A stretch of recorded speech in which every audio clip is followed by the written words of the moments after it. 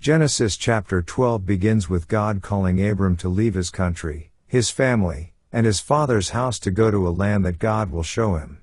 God promises to make Abram into a great nation, bless him, make his name great, and make him a blessing to others. Through him, all families of the earth are to be blessed. Abram obeys God and leaves Haran with his wife Sarai, his nephew Lot, and all their possessions. He travels into the land of Canaan. When he arrives, God appears to him and promises that this land will be given to his descendants. In response, Abram builds altars to the Lord, worshiping him as he journeys through the land. A famine arises in the land, causing Abram to go down to Egypt to sojourn there. Fearing for his life because of Sarai's beauty, Abram asks her to say she is his sister.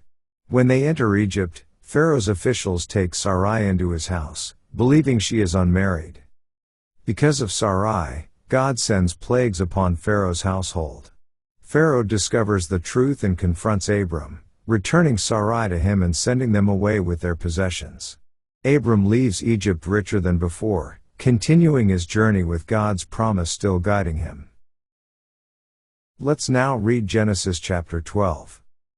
Now the Lord had said unto Abram, Get thee out of thy country, and from thy kindred, and from thy father's house, unto a land that I will show thee.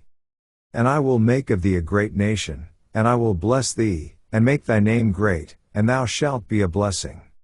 And I will bless them that bless thee, and curse him that curseth thee, and in thee shall all families of the earth be blessed.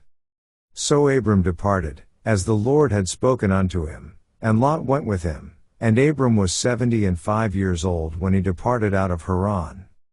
And Abram took Sarai his wife, and Lot his brother's son, and all their substance that they had gathered, and the souls that they had gotten in Haran, and they went forth to go into the land of Canaan, and into the land of Canaan they came. And Abram passed through the land unto the place of Sichem, unto the plain of Moreh. And the Canaanite was then in the land. And the Lord appeared unto Abram, and said, Unto thy seed will I give this land, and there builded he an altar unto the Lord, who appeared unto him. And he removed from thence unto a mountain on the east of Bethel, and pitched his tent, having Bethel on the west, and Hai on the east, and there he builded an altar unto the Lord, and called upon the name of the Lord. And Abram journeyed, going on still toward the south.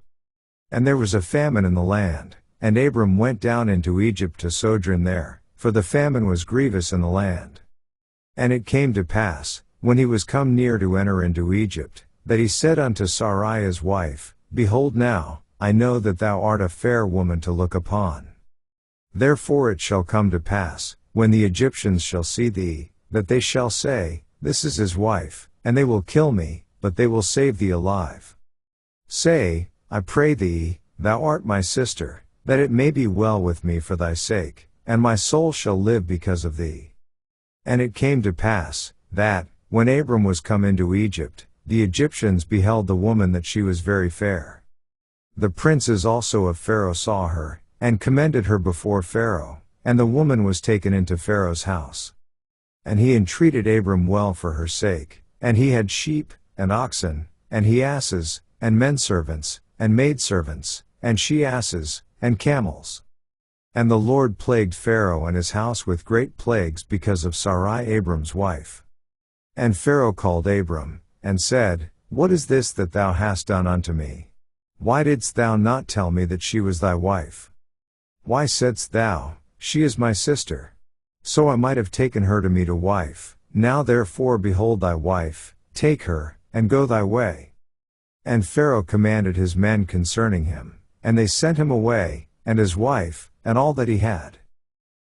This ends our reading of Genesis chapter 12.